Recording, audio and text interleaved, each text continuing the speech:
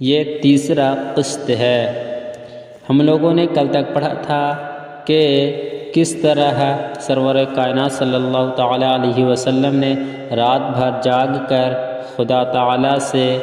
دعا کرتے رہیں، اور اب ہم لوگ آگے پڑھیں گے۔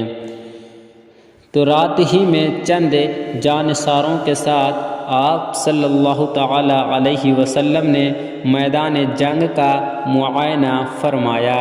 اس وقت دست مبارک میں ایک چھڑی تھی، آپ اسی چھڑی سے زمین پر لکیر بناتے تھے اور یہ فرماتے جاتے تھے کہ یہ فلاں کافر کے قتل ہونے کی جگہ ہے، اور کل یہاں فلاں کافر کی لاش پڑی ہوئی ملے گی۔ چنانچہ ایسا ہی ہوا کہ آپ صلی اللہ تعالیٰ علیہ وسلم نے جس جگہ جس کافر کی قتل گاہ بتائی تھی، اس کافر کی لاش ٹھیک اسی جگہ پائی گئی۔ ان میں سے کسی ایک نے لکیر سے بال برابر بھی تجاوز نہیں کیا۔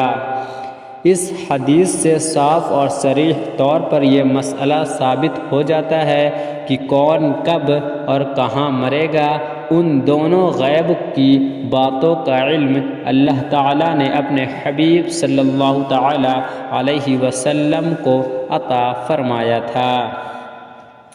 کفار قریش لڑنے کے لیے بےتاب تھے، مگر ان لوگوں میں کچھ سلجھے دل و دماغ کے لوگ بھی تھے جو خون ریزی کو پسند نہیں کرتے تھے۔ چنانچہ حکیم بن حزام، جو بعد میں مسلمان ہو گئے، بہت ہی سنجیدہ اور نرم خو تھے، انہوں نے اپنے لشکر کے سپہ سالار عتبہ بن ربیعہ سے کہا کہ آخر اس خون ریزی سے کیا فائدہ؟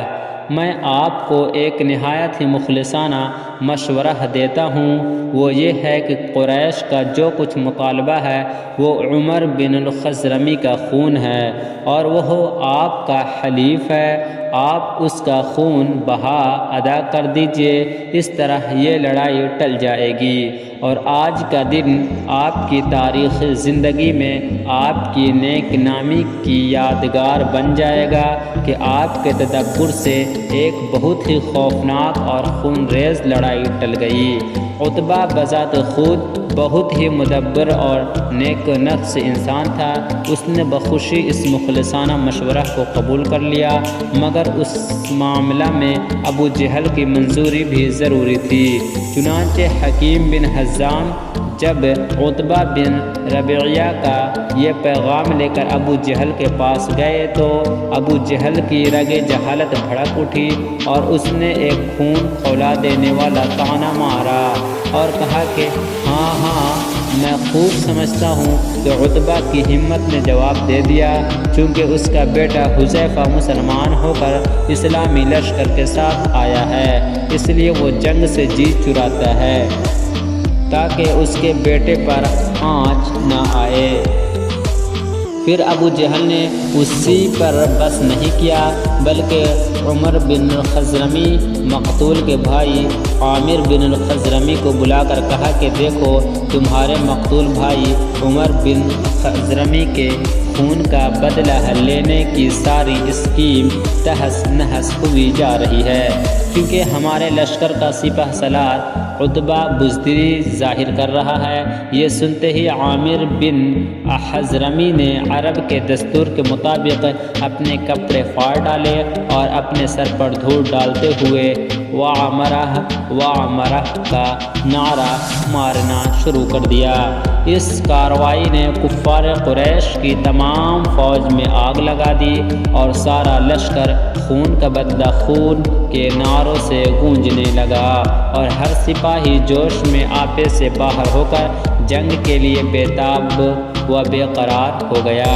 عتبہ نے جب ابو جہل کا طعنہ سنا تو وہ بھی غصے میں بھر گیا اور کہا کہ ابو جہل سے کہہ دو کہ میدان جنگ بتائے گا کہ بزدل کون ہے۔ یہ کہہ کر لوہے کی ٹوپی طلب کی، مگر اس کا سر اتنا بڑا تھا کہ کوئی ٹوپی اس کے سر پر ٹھیک نہیں بیٹھی، تو مجبوراً اس نے اپنے سر پر کپڑا لپیٹا اور ہتھیار پہن کر جنگ کے لیے تیار ہو گیا۔ 17 رمضان سن 2 ہجری جمعہ کے دن حضور صلی اللہ تعالی علیہ وسلم نے مجاہدین اسلام کو صف بندی کا حکم دیا۔ دست مبارک میں ایک چھڑی تھی، اس کے اشارہ سے آپ صلی اللہ تعالی علیہ وسلم صفے درست فرما رہے تھے کہ کوئی شخص آگے یا پیچھے نہ رہنے پائے، اور یہ بھی حکم فرما دیا کہ بجز ذکر الہی کے کوئی شخص کسی قسم کا کوئی شور و غل نہ مچائے، عین ایسے وقت میں کہ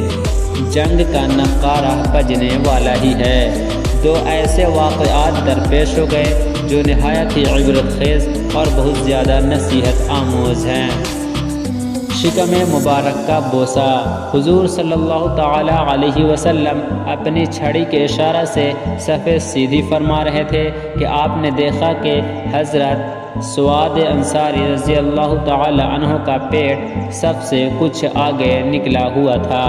آپ نے اپنی چھڑی سے ان کے پیٹ پر ایک کونچا دے کر فرمایا کہ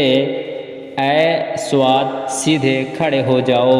حضرت سواد رضی اللہ تعالی عنہ نے کہا کہ یا رسول اللہ صلی اللہ تعالی علیہ وسلم، آپ نے میرے شکم پر چھڑی ماری ہے، مجھے آپ سے اس کا قصاص یعنی بدلہ لینا ہے۔ یہ سن کر آپ صلی اللہ تعالی علیہ وسلم نے اپنا پیراہن شریف اٹھا کر فرمایا کہ اے سواد، لو میرا شکم حاضر ہے، تم اس پر چھڑی مار کر مجھ سے اپنا قصاص لے لو۔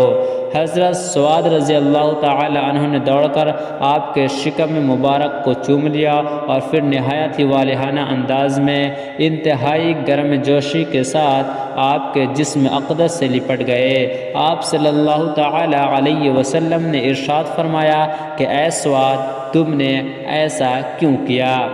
عرض کیا کہ یا رسول اللہ صلی اللہ تعالی علیہ وسلم، میں اس وقت جنگ کی صف میں اپنا سر ہتھیلی پر رکھ کر کھڑا ہوں، شاید موت کا وقت آ گیا ہو۔ اس وقت میرے دل میں اس تمنا نے جوش مارا کہ کاش مرتے وقت میرا بدن آپ کے جسم اطہر سے چھو جائے۔ یہ سن کر حضور صلی اللہ تعالی علیہ وسلم نے حضرت سواد رضی اللہ تعالی عنہ کی اس جذبہ محبت کی قدر فرماتے ہوئے ان کے لیے خیر و برکت کی دعا فرمائی، اور حضرت سواد رضی اللہ تعالی عنہ نے دربار رسالت میں معذرت کرتے ہوئے اپنا قصاص معاف کر دیا،